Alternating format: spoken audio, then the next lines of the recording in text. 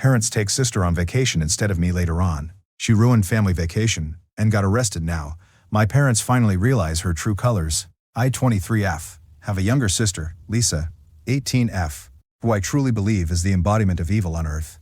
Over the years, I tried my best to make my parents see the truth, but they never believed me, at least not until now. For context, my parents and I have always had a somewhat strained relationship, mainly because of Lisa. They absolutely adore her. Before she was born, my mother suffered a miscarriage, which deeply affected her. When Lisa came along, a few years later, she was seen as their miracle child, a beacon of hope and joy that healed their pain.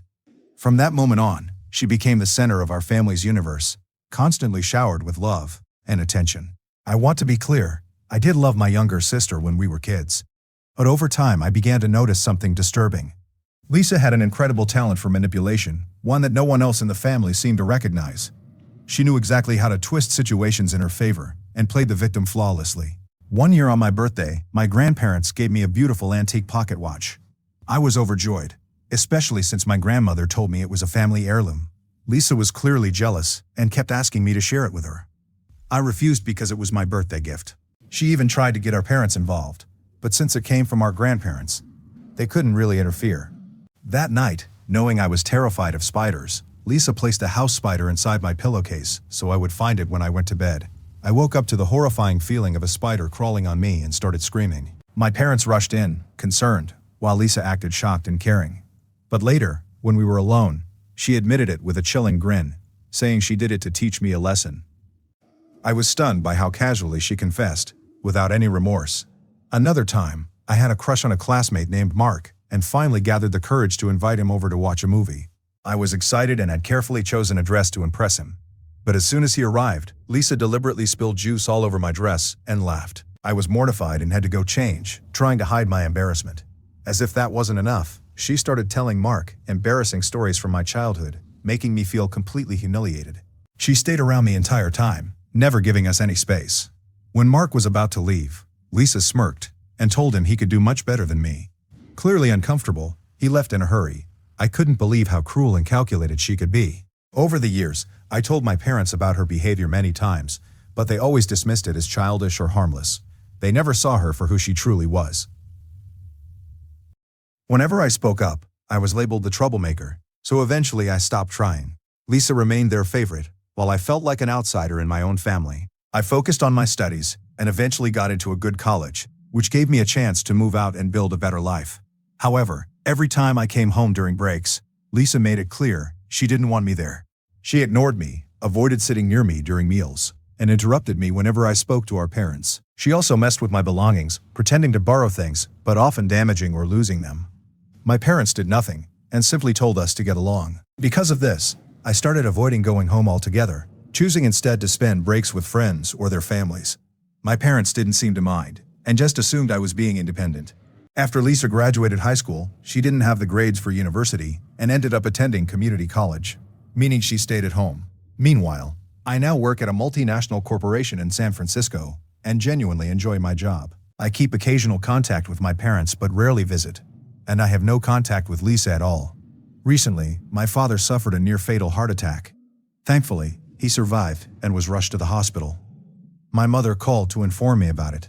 I immediately booked my tickets and flew back home to be there for them. The doctors prescribed several medications for my father and strongly advised him to start exercising. After being discharged, my father expressed a desire to spend more time together as a family and told me how lucky he felt to have been saved from the brink of death. I understood where he was coming from, so I stayed at the house for a few days. My job allows remote work, so it wasn't an issue. However, I noticed that Lisa was clearly agitated by my presence. I did my best to avoid her since we were both older now, and I didn't want to argue after our dad's heart attack. One morning during breakfast, my father suggested that we all go on a family vacation, as it had been a long time since we had traveled together. Initially, I had my reservations, but knowing how important it was to him, I agreed. As for Lisa, she wasn't thrilled, but she had no choice except to go along with the plan.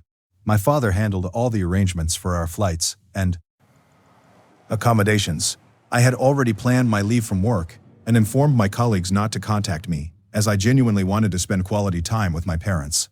However, when we arrived at the airport, I discovered that my ticket had been canceled. I exchanged confused looks with my father, who insisted that he had booked and paid for it. Upon checking further, we found that out of the 4 tickets, the one in my name had been mysteriously cancelled. As I stood there trying to process what had happened, I looked over at Lisa.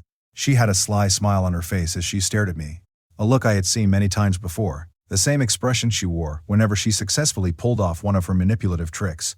At that moment I realized she was the one who had cancelled my ticket, most likely using my father's computer. I started yelling at her as she stood there smiling. I told my parents it was Lisa's doing, pointing out that she never wanted me to go on this trip in the first place. Instead of believing me, my mother immediately dismissed my accusation, saying my sister would never do something like that. She went on to say that I should stop being jealous of my younger sister, and that it must have been some kind of accident. My father also tried to rationalize it, suggesting it could have been an airline error and that I shouldn't blame Lisa. I was completely frustrated that my parents couldn't even consider the possibility that their beloved miracle child was behind something like this. At that point, there was nothing I could do.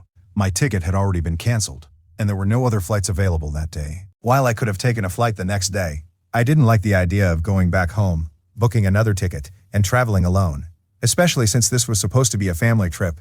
I also dreaded the thought of sharing a room with Lisa. I had hoped she had matured over the years, but if she was behind canceling my ticket, I couldn't help but wonder what else she might do to ruin the trip. My father was initially hesitant and suggested they could all return home and plan another trip later. But then he began talking about how long it had been since he last went on a vacation.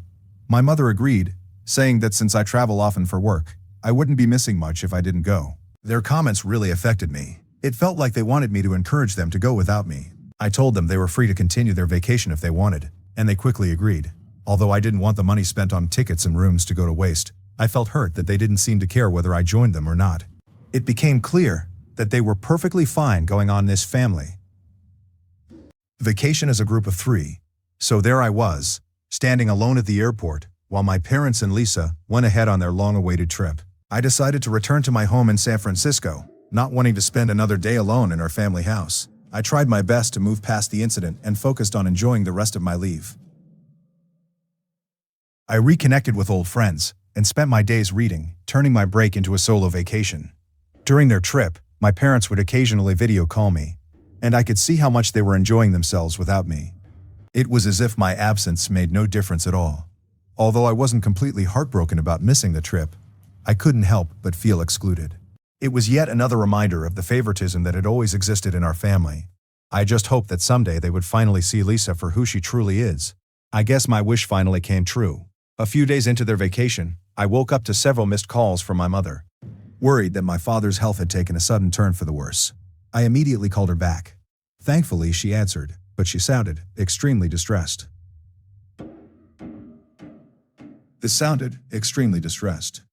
I asked if everything was okay, and she explained that something deeply troubling had happened.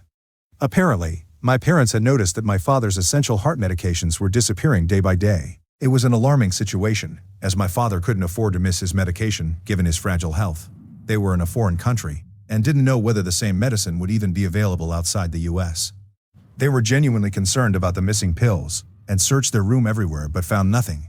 My mother had gone to Lisa's hotel room, which was next to theirs, to borrow some sunscreen while Lisa was out. To her utter shock and dismay, she discovered all the missing medication, carefully, hidden inside Lisa's bedside table.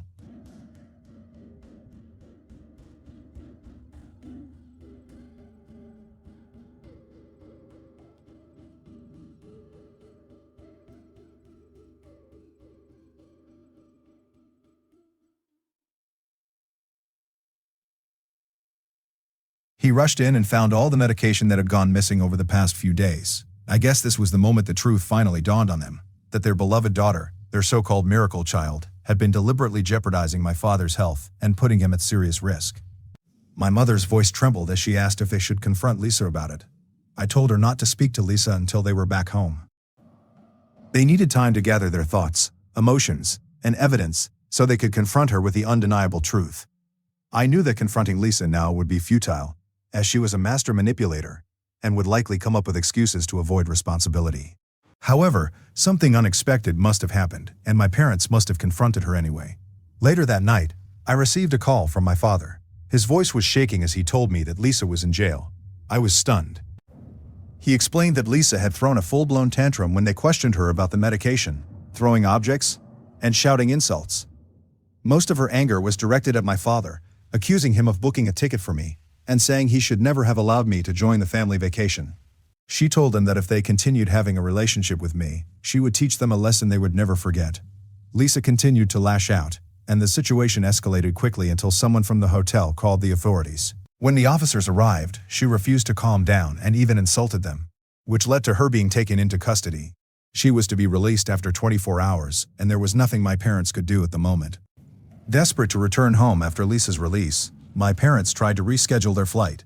However, their plans fell apart when they discovered that their passports and wallets were missing. It turned out that Lisa had either hidden or discarded them, leaving my parents stranded in a foreign country without identification or money. I think this was the moment my parents truly began to see my sister for who she really was. My mother, who had defended Lisa for years, was now begging me for help. They had no money and no documents to leave the country. She sounded overwhelmed, shocked, and devastated by the realization of her daughter's true nature. I told them not to worry, and that I would send them money through Western Union, but they needed to find their passports first so they could return home. I was certain Lisa hadn't thrown them away. My parents were finally realizing that I had been telling the truth all along about Lisa's behavior, and they were grateful that I was helping them despite everything. They apologized for how they had treated me.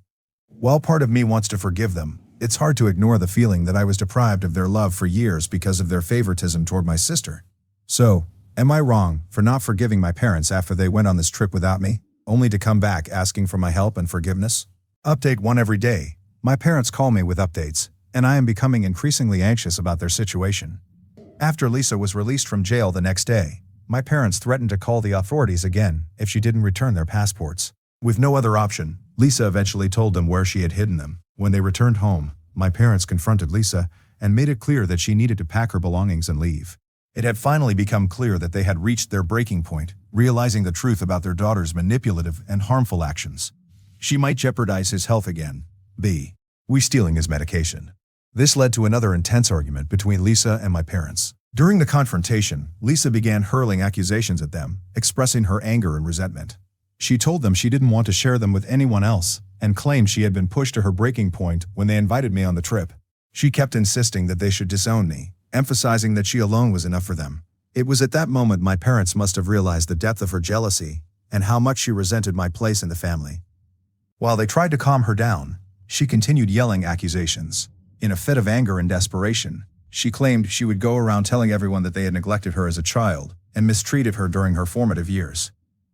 She was essentially threatening to accuse them of parental negligence. Lisa then went further and threatened to report them to the police with false allegations if they continued asking her to move out. This genuinely frightened my parents, as such accusations could seriously damage them, especially since they are well-respected doctors in our community. The mere thought of their reputation being ruined by false claims has left them feeling trapped and anxious. Over the past few days, Lisa has continued to make their lives increasingly difficult. When she found out that they were in regular contact with me, she became furious and started breaking dishes in anger. On top of that, she keeps stealing their car keys and hiding them, making it difficult for them to get to work. Just tonight, my mother called me in tears after another incident. During dinner, Lisa threw a tantrum because she wanted my mother to cook for her. When my mother refused, saying she was too tired from work, Lisa went on a rampage and started breaking furniture around the house. After that, she went to her room and blasted loud music, preventing my parents from getting any sleep. The situation continues to worsen and is taking a serious emotional and mental toll on my parents. I'm becoming increasingly worried about what might happen next. While I once hoped my parents would recognize Lisa's true nature, I now fear she may pose a real threat to them. I can't even return home right now, as my presence might provoke her further and lead to even more explosive confrontations. I'm doing everything I can to convince my parents to consult a lawyer so we can find a permanent solution to this ongoing crisis. At this point, pursuing legal action seems like the best way to protect them and restore peace. Update 2. Lisa has been arrested. As many predicted, with her escalating behavior, this outcome seemed inevitable. One night, during a heated argument, she came at my parents with a knife. Terrified, they had no choice but to call the police. Officers arrived quickly and took her into custody, arresting her on charges of assault. With Lisa in custody, my parents decided it was time to pursue a long-term solution.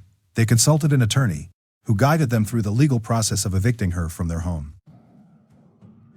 They filed a formal eviction notice stating that she had to leave. It wasn't an easy decision, but they knew it was necessary to ensure their safety. Although they didn't want to press additional charges, they just wanted her to move out. They bailed her out of jail and served her the formal notice, which clearly outlined the legal reasons and the deadline for her departure. They made sure to follow every legal step properly so that Lisa couldn't challenge it. After that, they went to court with their lawyer to begin the eviction process, which involved filing a lawsuit against her.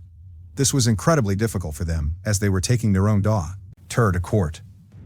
They felt heartbroken, guilty, and as though they had no other option. Eventually, the court issued an official order requiring Lisa to leave the house. If she refuses to leave voluntarily, my parents now have the legal authority to have her removed from the property. Lisa is expected to be out by next week. My parents can finally begin to breathe a sigh of relief, knowing they have taken a step toward reclaiming their home and their peace. It has been a long and painful journey, but they are hopeful that things will improve once Lisa is gone. I've stayed in close contact with them throughout everything, and plan to bring them to San Francisco for a few weeks. It will give them a chance to rest and recover after everything they've been through. I know they could really use a change of environment and some time away from all the stress Lisa has caused. It will also give us an opportunity to spend quality time together, and I want to support them as much as possible. Update 3. I've received hundreds of comments on my post, and it took me some time to go through them. Many of you suggested that we consider having Lisa evaluated to see if there might be an underlying mental health issue. The problem is that since she's an adult, we can't force her to undergo a checkup against her will. Given her recent violent outbursts, we also don't want to push her further and make the situation even more complicated. As I mentioned in my last update, my parents flew to San Francisco to spend a few days with me. They needed time away after everything they had been through over the past few months. Yesterday evening, as we sat together at the dining table in my apartment, my parents began to open up. Their voices were filled with humility and regret, as they admitted they had been blind to Lisa's true nature all these years, and asked for my forgiveness. My father expressed deep remorse for not taking my warnings seriously. He admitted they never expected Lisa to turn out this way, and failed to see what was beneath her charming facade. My mother echoed his feelings, acknowledging the seriousness of their mistake and dismissing my concerns about Lisa's behavior over the years. Her voice trembled as she spoke about the pain of realizing how they had failed me by favoring her. I told them I appreciated them taking the first step toward asking for forgiveness. I shared several painful memories of the years of torment I endured because of Lisa. They listened in shock and disbelief at everything I had gone through on my own. They acknowledged my pain and expressed regret for the isolation I felt within my own family. They explained how their favoritism toward Lisa had clouded their judgment, as they always saw her as their miracle child after believing they might never have another child. With sincerity, they again asked for my forgiveness for all those years. It was a bittersweet moment. I had always wanted their acknowledgement, and while this wasn't the ideal way for it to happen, it marked a turning point that brought much-needed honesty and clarity to our family dynamic. For the first time in years, we were truly confronting the issues that had affected us. I told them it would take time for me to trust them again, and we all agreed to work through it together. For now, I plan to make the most of the time we have while they are here with me. Update 4. As the days passed, my parents and I spent more time together, walking through the streets of San Francisco, enjoying relaxed meals, and simply being in each other's company. Reconnecting has been a journey, slowly rebuilding the bond that had been strained by years of favoritism and denial. I realized that their decision to come stay with me wasn't just about getting away from Lisa, but also about trying to rebuild the family they had nearly lost. They needed a fresh start, and so did I. We've also discussed what to do about Lisa. She is currently staying at a friend's house. Despite everything that has happened, we can't simply abandon her. My parents still feel a strong sense of responsibility toward her as their daughter, even if her actions have been unforgivable. We've come to accept that her behavior may not just be intentional wrongdoing, but could be a sign of deeper issues. We plan to explore the possibility of a mental health evaluation to better understand what's going on. However, since she's an adult, we can't force her to participate, so we'll have to find a way to encourage her to seek help on her own. My parents plan to reach out to Lisa once they return home to see if she is willing to talk. I won't be contacting her, as she still holds a strong grudge against me, and I don't want to make things worse for her mental state. Given her past aggression and violent behavior, I've advised my parents to meet her in a public place, where she may be more likely to control her emotions. Our main goal is for Lisa to understand our perspective, and, most importantly, to recognize the love and concern we still have for her. This isn't about assigning blame, but about coming together as a family to address the issues that have strained our relationships.